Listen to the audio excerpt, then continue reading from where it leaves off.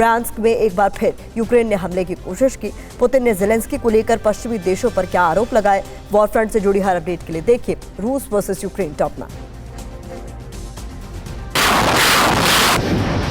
पूर्वी यूक्रेन के डोनेस्क में चल रही कब्जे की जंग में रूसी फौज ने लीमन की ओर यूक्रेनी सैन्य ठिकानों पर विध्वंसक हमला किया है। रूसी सेना ने ग्रैड मल्टीपल लॉन्च रॉकेट सिस्टम से यूक्रेनी ठिकानों पर ताबड़तोड़ रॉकेट बरसाए हैं। इस हमले में 10 किलोमीटर में पोजीशन बनाए यूक्रेनी सेना को भारी नुकसान पहुंचा है।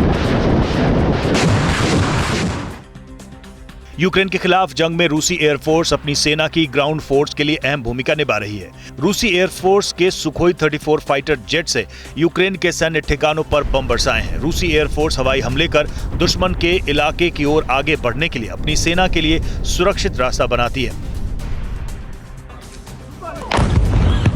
यूक्रेन की ओर से बार बार रूसी सीमा में हो रहे हमले के बीच एक बार फिर ब्रियांस्क के आसमान में कई ड्रोन देखे जाने का दावा किया गया है। रूस ने दावा किया है कि बीती रात भी ब्रियांस्क में यूक्रेनी ड्रोन को हवा में ही मार गिराया गया है। बीते एक हफ्ते में यूक्रेन ने कई बार ब्रियांस्क को निशाना बनाया।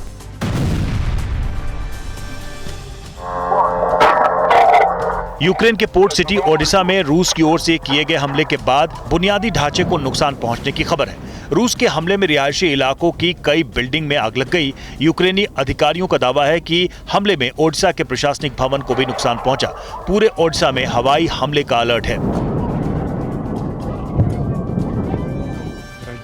पुतिन ने ज़ेलेंस्की को पश्चिमी देशों की कठपुतली बताते हुए बड़ा हमला बोला है। पुतिन ने कहा कि पश्चिमी देशों ने यूक्रेन में कट्टर यहूदी को बिठाया हुआ है जो मानव विरोधी है। पश्चिमी देश उस जातीय यहूदी के जरिए नाजीवाद के महिमा मंडन को छिपा रहा है। यूक्रेन में नरसंहार का नेतृत्व करने का बचाव किया जा रहा है।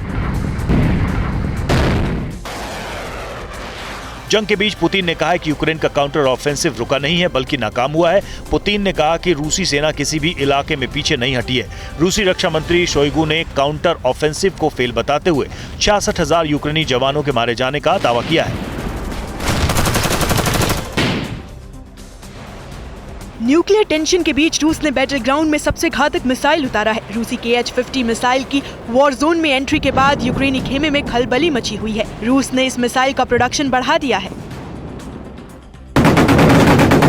यूक्रेन को लेपर्ड 2 टैंक देने वाले जर्मनी ने एक और मदद भेजी है। जर्मनी ने यूक्रेन को गेपर्ड एंटी एयरक्राफ्ट गन के लिए गोला बारूद भेजा है। मदद की पहली खेप में 3 लाख राउंड गोला बारूद यूक्रेन को भेजे गए हैं। यूक्रेन को हथियारों की ये मदद स्विट्जरलैंड के जरिए की जाएगी। रूस यूक्रेन वॉर में शांति की मध्यस्थता की कोशिश कर चुके तुर्की के राष्ट्रपति एर्दोगान को लगता है कि दोनों देशों के बीच जंग अभी जारी रहेगी। एर्दोगान ने रूस के सोची में मीडिया से कहा कि फिलहाल युद्ध खत्म होता नजर नहीं आ रहा। साथ ही एर्दोगान ने कहा कि युद्ध में कोई विजेता नहीं होता और शांति में कोई हारने वाला नहीं होता।